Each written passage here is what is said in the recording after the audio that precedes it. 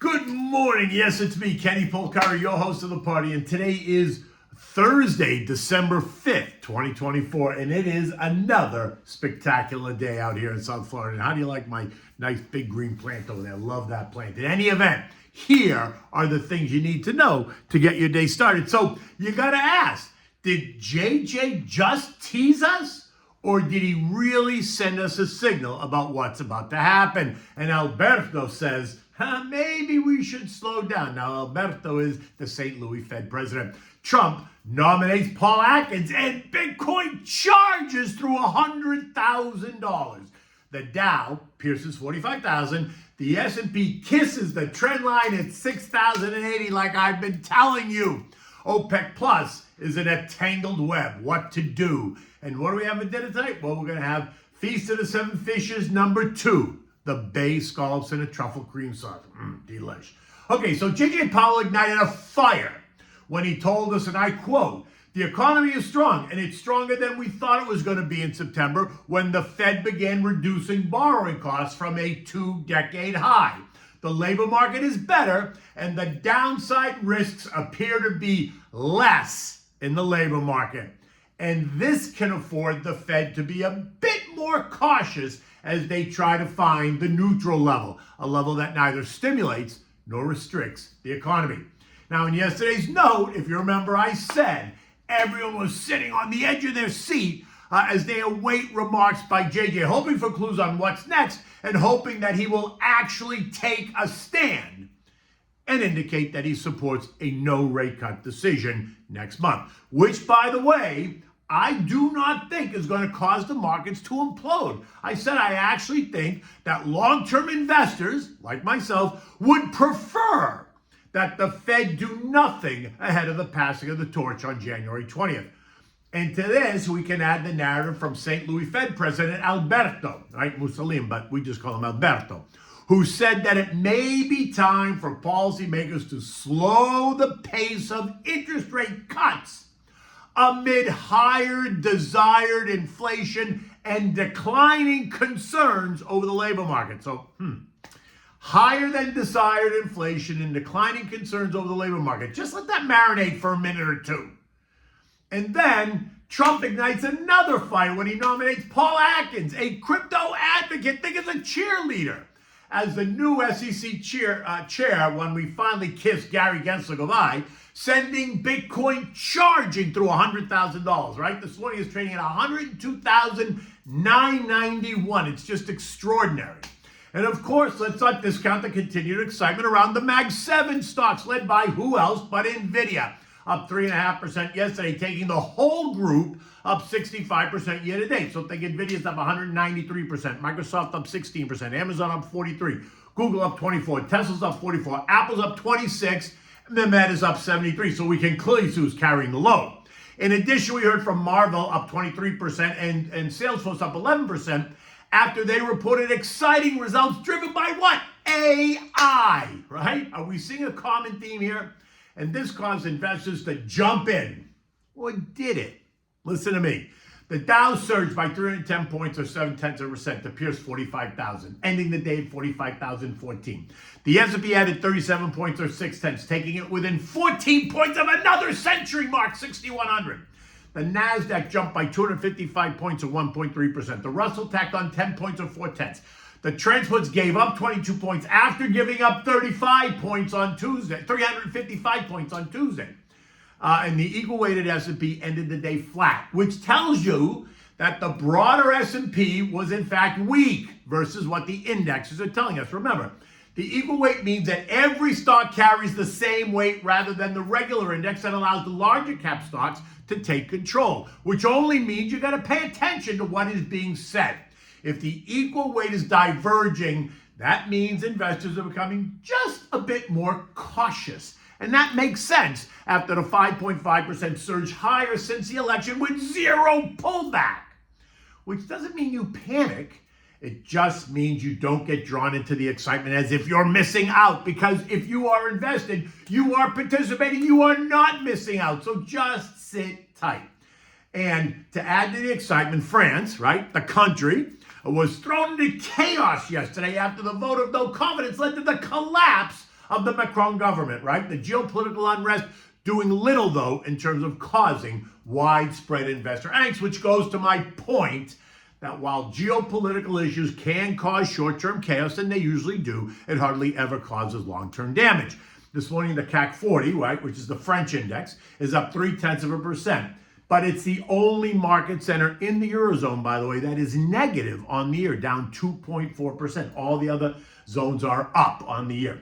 All this excitement caused investors to go shopping for bonds, which have been under pressure and are negative on the year. The TLT was up 1%. The TLH was up 0.8%. The 2-year yield dropping 5 basis points to end the day at 4.12, while the 10-year backed off 6 basis points, ending the day at 4.18%.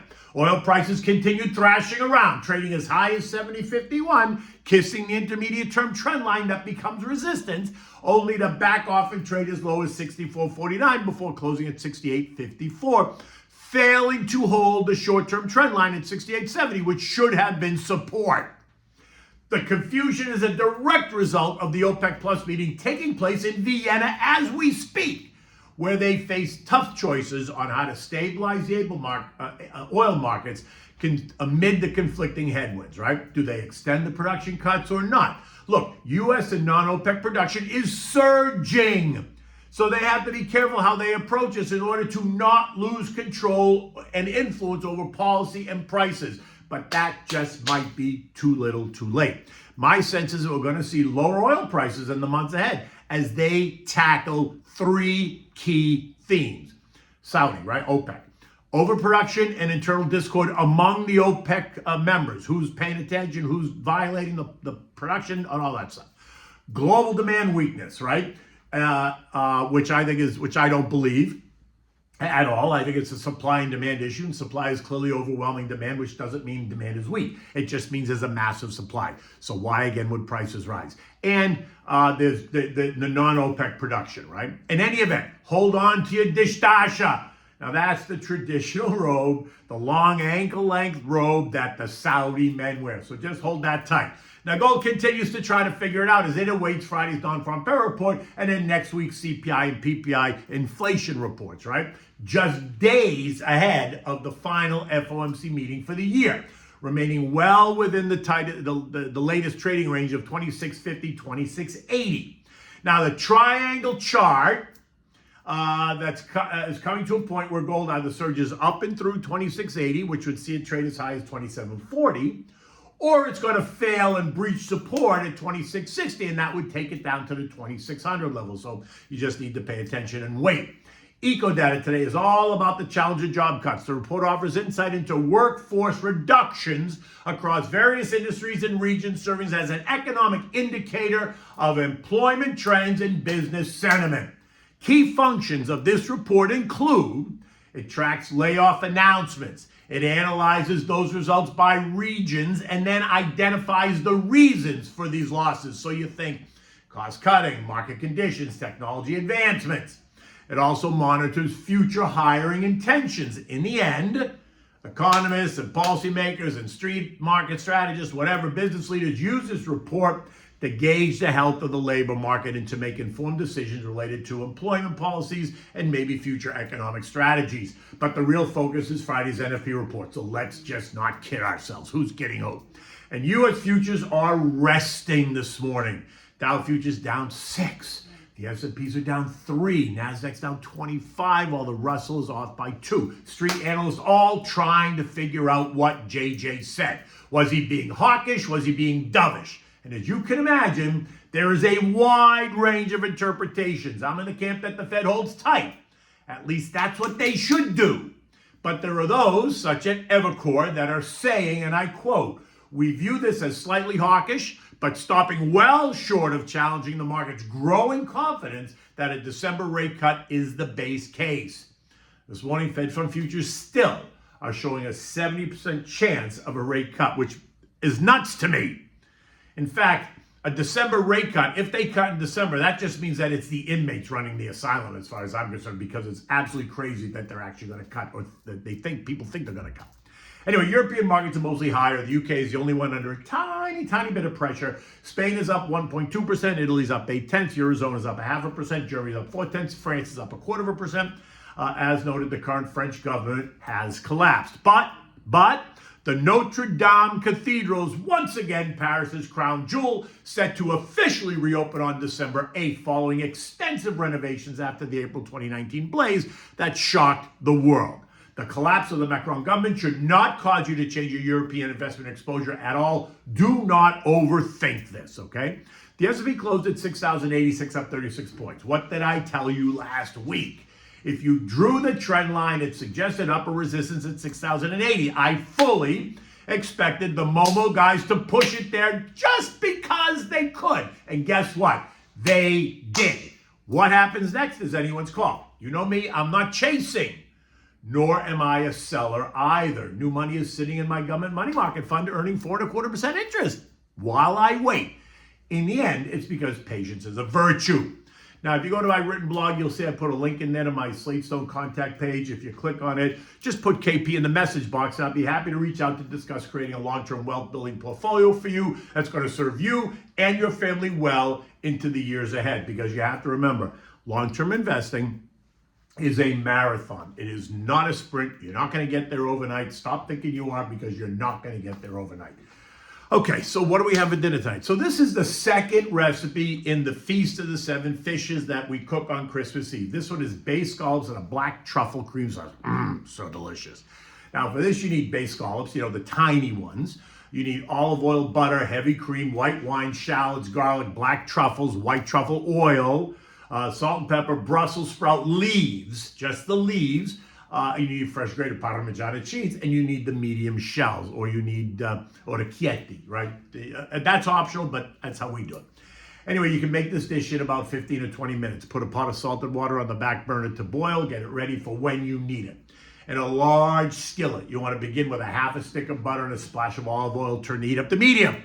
Now add in the sliced shallots and the chopped garlic. Saute around that in the pan for 5 to 8 minutes. Now turn the heat up to high and get the pan really hot. Once it's hot, you got to add in the rinsed but dry bay scallops, right? You want to hear them sear quickly. You do not want to overload the pan. You want to draw out, otherwise it's going to draw the heat out of the pan and the scallops won't sear, right? So you might have to do this in 2 or 3 steps. Now, if you're serving this over pasta, you're going to add the pasta to the boiling water now. Next, once the scallops are all seared, you're going to turn the heat down to medium and deglaze the pan with a little bit of white wine, a splash of the Pinot Grigio Santa Margherita. You're going to allow it to steam off a bit. Now you're going to add in the heavy cream and the shaved black truffle. Stir it. Now add in a little bit of the white truffle oil. Now this is key. You don't need that much because it's very potent. So add, mix, and taste. So add it slowly. If you need a little bit more, you can always add more. If you do too much, you're going to overpower it. Now, take the leaves of the Brussels sprouts, right? Just the leaves. Add that to the pan because that gives it a beautiful contrasting color. Season it with salt and pepper. Now, taste your pasta, make sure it's done. You want to leave it al dente. Strain it, always reserving a mug full of water, remember, right? Add the pasta shells directly to the saute pan with the scallops. Pour in a little bit, about a half of a cup of, half a ladle maybe of the pasta water, and mix it well. Taste it, adjust with seasoning if necessary. Next, put a handful of the grated Parmigiana cheese and mix it really well. You're going to notice that the shells capture the scallop and then some of the cream sauce and the Brussels sprout leaves. It is delicious and picture perfect. Anyway, serve this immediately and enjoy this once again with your favorite white wine. And in this case, the same white wine that we used to cook, we're going to use to drink. So we're going to have the Pinot Grigio Santa Margherita. Until tomorrow, I am Kenny Polcari. Have a great day.